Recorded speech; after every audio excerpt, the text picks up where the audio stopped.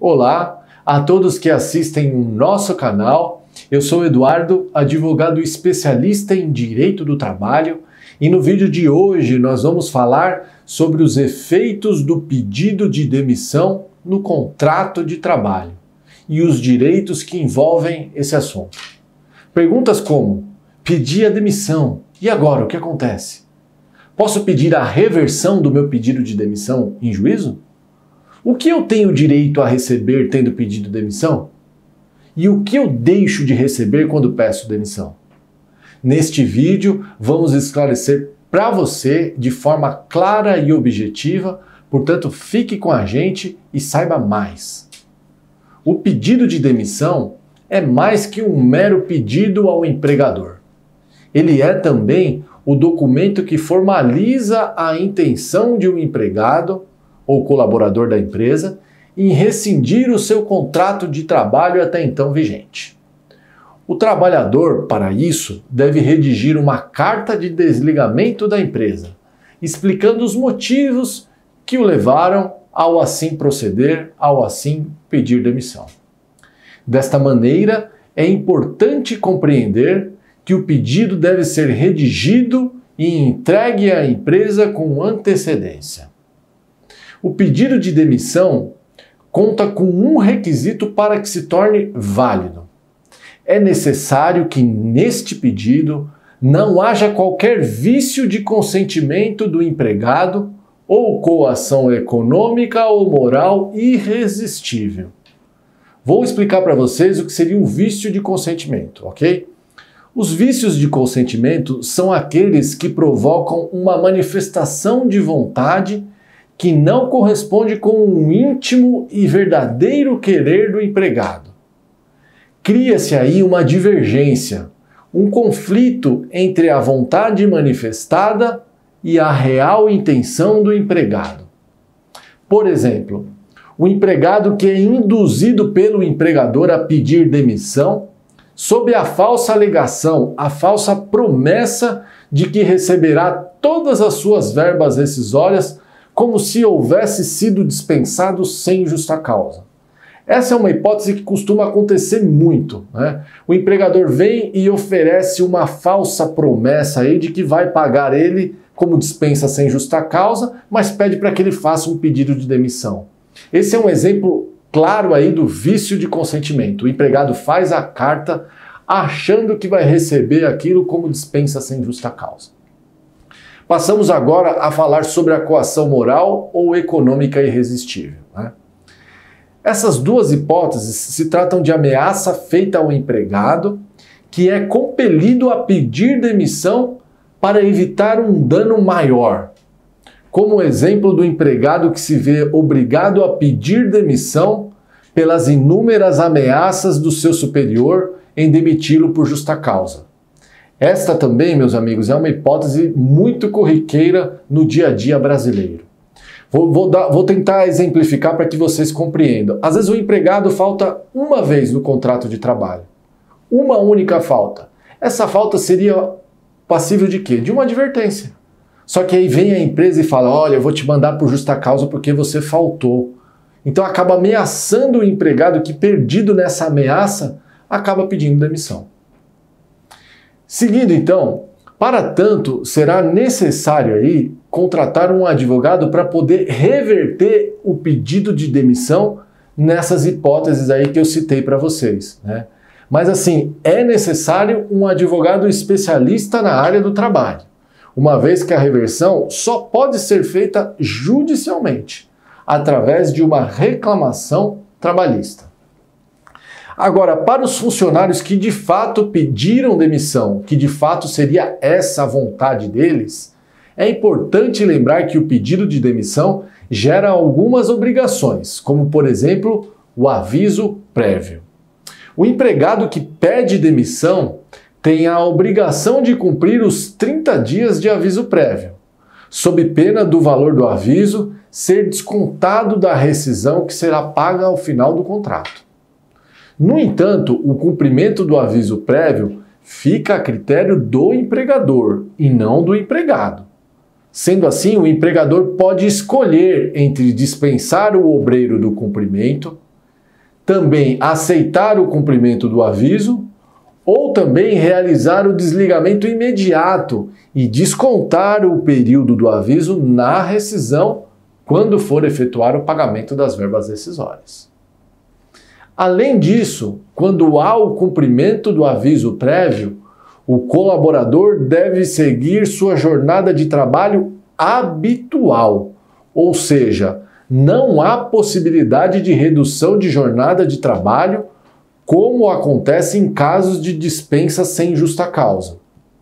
Em havendo cumprimento dos 30 dias do aviso prévio pelo empregado, ou ainda não havendo cumprimento do aviso, pouco importa, né? O prazo para pagamento das verbas rescisórias é de até 10 dias a contar do último dia trabalhado. No caso de pedido de demissão, o aviso a ser cumprido não pode ser superior a 30 dias, não importando o tempo de serviço na empresa. Neste sentido, não se observa o aumento do período do aviso proporcionalmente ao tempo do trabalho, como ocorre na dispensa sem justa causa, nos termos da Lei 12.506 de 2011. Para vocês que não sabem, esta é a lei que acresce 3 dias ao período do aviso prévio referente a cada ano trabalhado. Agora, vou lançar uma dúvida para vocês. O que acontece se eu pedir a demissão e quiser cumprir o aviso, mas a empresa não deixar? Também é possível que essa situação ocorra, ocorrendo a dispensa do cumprimento do aviso prévio, que é uma faculdade do empregador, como eu lhes expliquei há pouco. É uma faculdade do empregador e não do empregado. Ou seja, se o empregador quiser dispensar, ok, ele dispensa. Com relação às verbas rescisórias, o empregado que pede demissão tem direito a recebê-las normalmente. São elas: o salário ou saldo de salário que faltar, tá? O 13º salário proporcional aos meses que trabalhou, as férias vencidas e as proporcionais, além do 1/3 constitucional, calculados sobre as parcelas vencidas e as proporcionais, caso haja no caso específico. O empregado só não tem direito a receber a multa por dispensa sem justa causa de 40% do FGTS, nem o seguro-desemprego, uma vez que sua decisão de se desligar da empresa era sua, era própria, né? Dependeu da vontade exclusiva. Vamos dizer assim, ele mesmo quis ficar desempregado, né? O pedido de demissão também não permite que o funcionário saque o fundo de garantia acumulado até aquele momento. Contudo, isso não quer dizer que ele perde o dinheiro que está ali depositado. Esse dinheiro não é perdido, ele continua rendendo juros e correção monetária ao longo dos tempos. Assim, o funcionário poderá resgatá-lo com 3 anos de fundo inativo, quer seja, estar 3 anos sem anotação na CTPS, ou ainda poderá resgatar em casos de doenças graves, compra de casa própria, amortização de dívida, falecimento do trabalhador, né, neste caso aí pela família, né, entre outras hipóteses previstas nas regras da Lei do Fundo de Garantia.